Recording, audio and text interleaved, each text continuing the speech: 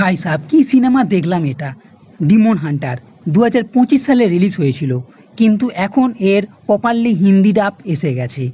India ও তাইওয়ানের যৌথ প্রযোজনায় তৈরি এই সিনেমা, যেখানে ইন্ডিয়ার তরফ থেকে একজন এক্সোরিস্ট আর তাইওয়ানের একজন, এরা দুজনে মিলে এক দানব বা রাক্ষস এই ডিমনকে মারবে। এর মধ্যে তাইওয়ানের তাওয়িস্ট ট্র্যাডিশনের সঙ্গে ভারতীয় দেবতাদের ও বলিউড স্টাইল মেশানো আছে।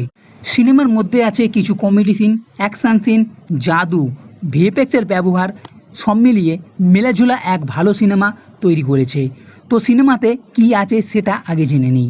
তাইওয়ানে টমি নামে একজন, যে তার গার্লফ্রেন্ডের সঙ্গে ইউটিউবে ভিডিও তৈরি করে, বলে যে সে বড় তাওয়িস্ট মানে ভূত তাড়ায়।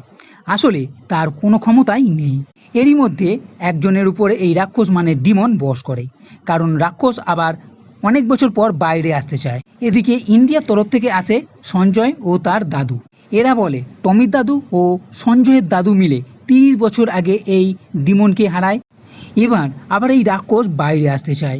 যার উপর এই ডিমন বশ করে সেই ছেলেটির আঙ্কেল এদের দলে আসে, কিন্তু রাক্ষসকে হারানো অত সোজা নয়। তো শেষ পর্যন্ত এই রাক্ষস মানে ডিমনকে কিভাবে হারাবে, কি ঘটনা ঘটছে, এদের তরফ থেকে কে মারা যাবে আর কি হবে, সবের জন্য দেখতে হবে এই সিনেমা।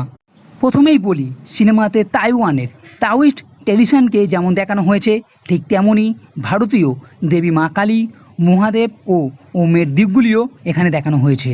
সিনেমা ভালো, তবে কিছু কিছু ক্ষেত্রে একটু ঝোলা মনে হবে, কিছু ক্ষেত্রে একটু স্লো আছে। সিনেমাতে জমানোর জন্য কমেডি ভাব দেখতে পাবেন। ফাইটের কথা বললে 2-3টে ফাইট সিন আছে, যার ক্লাইম্যাক্সটা মোটামুটি ভালো। সিনেমাতে ভিএফএক্স ঠিকঠাক আছে। সব মিলিয়ে টাইম পাসের জন্য একটু অন্য ধাঁচে সিনেমা দেখতে হলে এই ডিমন হান্টার দেখে নিন। তো বন্ধুরা, এই ভিডিও যদি ভালো লেগে থাকে তাহলে লাইক করো, কমেন্ট করো, শেয়ার করো, আর এই চ্যানেলটি সাবস্ক্রাইব করতে কখনোই ভুলবে না।